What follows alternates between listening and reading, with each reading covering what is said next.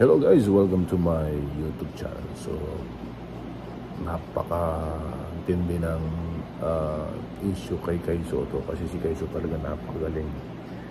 Siya ang pinakamagaling sa buong mundo. Pero kidding aside,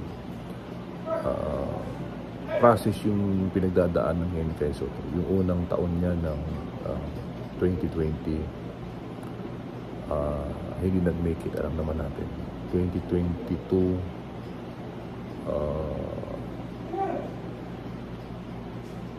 hindi, pangalawa pala yung 2021 tas 2022, 2023 sa Orlando Magic, which is na-injured siya. Ngayon, by July, magtatry ulit siya. Ngayon, sa mga nagtataka bakit na may issue siya na kulang pa daw. Pero ako, naniniwala ko, kung abutin man niya ng 5 years, 3 years, 4 years, makukuha pa rin ni Kai Sotto ang kanyang minimithi na NBA.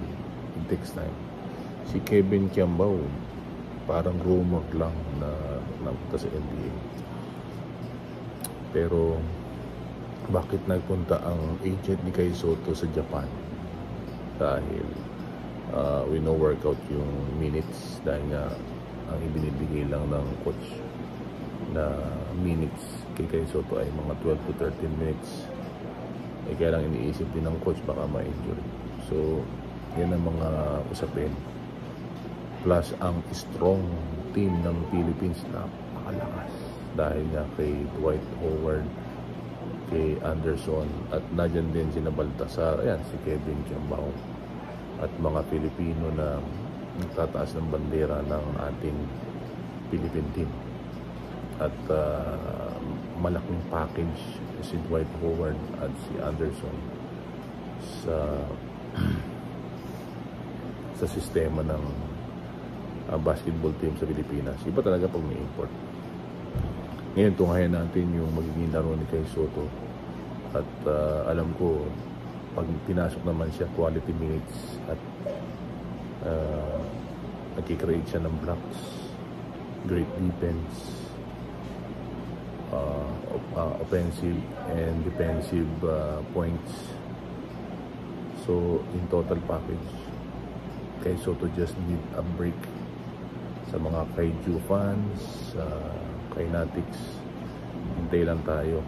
Tapos sa mga siyempre nanonood ng ating channel, supportahan nyo na rin kasi nag 14,477 or 78 na tayo. I-reach na natin sa 15,000 subscribers.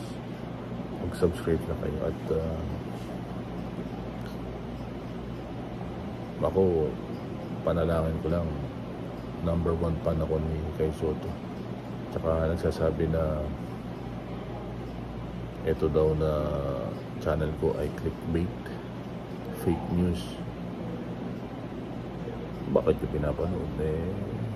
I-share nyo na lang at panoorin ng bonggang-bongga. At abangan natin si Kai Sotto, near na mapupunta sa NBA.